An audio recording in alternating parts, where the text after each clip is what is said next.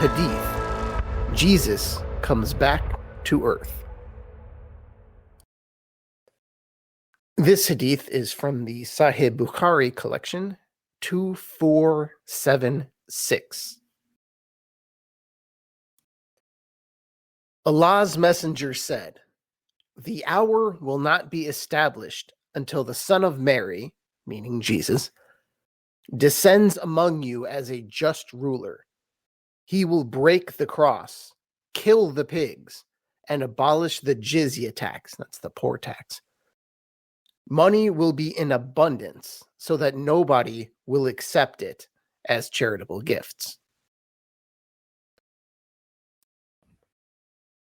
At most Christian churches, the liturgical ones at least, it's the ones where the Eucharist is celebrated, sacraments and all that. Part of the ceremony includes the words, "until you come again," meaning Jesus' second coming. And then after the Lord's Prayer, you might hear something like, "as we wait in joyful hope for the coming of our Savior, Jesus Christ." So the idea that Jesus will come again is not unusual. It is ever present in Christianity, and it certainly has biblical sources. And in Islam, it's not so ever present, but it's there. This same concept, Jesus will come again. And there is apocalyptic content in Islam relating to Jesus' second coming. And this hadith is a major part of that. This is a real short episode. We're not going to go into Islamic eschatology here, but the reason I wanted to share this hadith is because this hadith, among many others, but the hadith in general, is the major source for Islamic apocalypticism, or eschatology, the end times, what comes at the end. You won't find a whole lot of details about this stuff in the Quran, and unlike the Bible, it's not packaged neatly and really easy to find. The Islamic apocalypse, on the other, it's just scattered all over the hadith. But I think this is a pretty good short summary of the general expectation. So before we get to the actual content of this hadith, I do want to tell you what is missing. And it's present in other hadiths and, other traditions, other, whatever. It's the preamble to the end times. What comes before? This is more about what happens in the present of the end times. But when you're looking for this, before Jesus comes, what are you looking for? So just let me share that real quick. It would start with, unsurprisingly, widespread immorality, which of course is rather vague. That really could apply to any time in history. Although it might speak to our time, because it is a little more upfront and in your face, at least where I'm from. So you could get the ball rolling on an apocalyptic prediction just based on what you see happening outside your front door. Because honestly, if you look at the list of sins that are usually considered precursors to the end times, at this point, it's basically Tuesday in any Western metropolis. And heck, these sins have even been turned into virtues. And it's the kind of upside down morality that the apocalyptic literature talks about. However, that's not all it takes. The physical world needs to be just as backward as the moral world. So what I mean by this is there would be unusual phenomenon in the physical, seeable, hearable, whateverable world.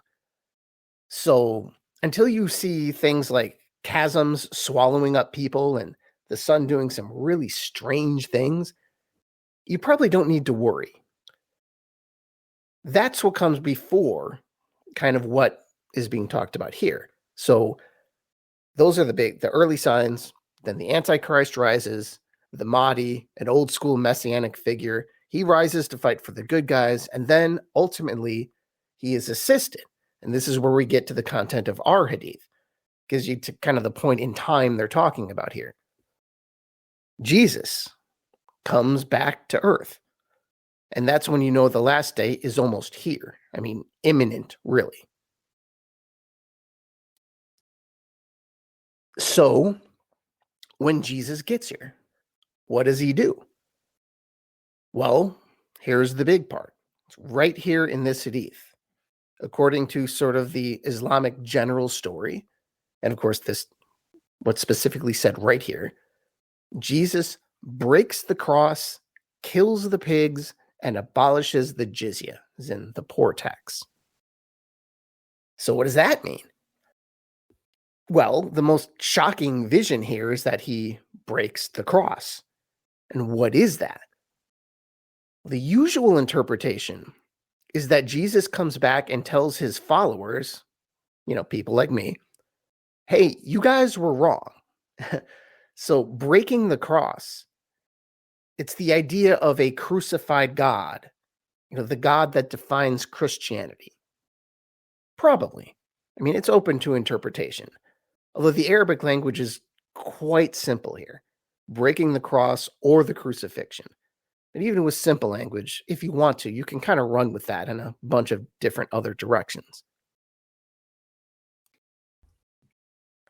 And this is followed by more simple Arabic, killing the pigs. So you take those two together, and the theme here is pretty clear. Jesus is saying that the Christians were mistaken.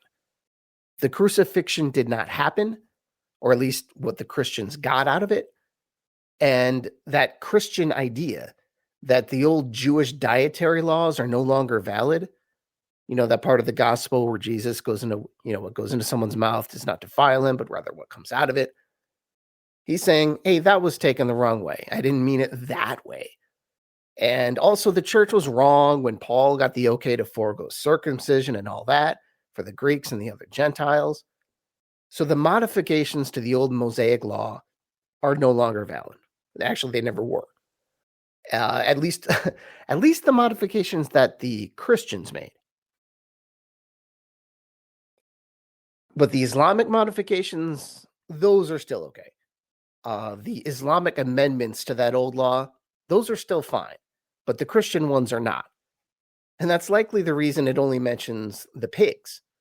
Jesus will kill the pigs, but, he doesn't mention anything about sea life without scales or something.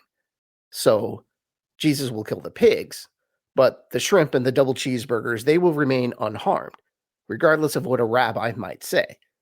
So in the Islamic apocalypse, halal beats kosher every time. But the final part is something we can all be excited about. Jesus will abolish the jizya, which is the poor tax. Now, why would he do this? Because when Jesus is in charge, there will not be any more poor people. We're talking Garden of Eden type abundance. What need is there of a poor tax if there are no poor people? But it's not really about that, or just that anyway. The real point here is that Jesus is establishing perfect justice. And because of that, poverty cannot exist. Now, on the surface, that sounds a bit modern, a bit of Karl Marx, this idea that injustice causes poverty. Now, realistically, I would say, yes, some poverty is definitely caused by injustice, but not all. Humans are still humans, regardless of what economic system is put in place, but it's religion. We're talking about religion here, not specifically economic systems. So you just got to kind of broaden your vision. Because perfect justice would mean the changing of the human heart. That's something God can do that a political system cannot. And this is the world that is foreseen for a time before Judgment Day. And if you want to look into more of this a little deeper, it's actually very interesting. The Muslim view of the apocalypse, at least for me, it is fascinating, particularly from the Shia perspective, if you're not familiar with that. Just search for Shia eschatology. That's eschatology, ESCHATOLOGY. O-L-O-G-Y. Some real interesting stuff will pop up, including my favorite Shia heresy that believes the Mahdi and Jesus already came about 150 years ago. Those people are called Baha'is. But if not, at least you have a primer. This is how Muhammad saw it. Jesus comes back. He says Muhammad was right. He establishes justice. And then we are all judged. And the world as we know it basically ends. It's not quite as detailed as the book of Revelation, but it certainly gives Muslims something to work with, a template.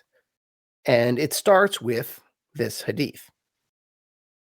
Thank you, and I'll talk to you next time. Inshallah.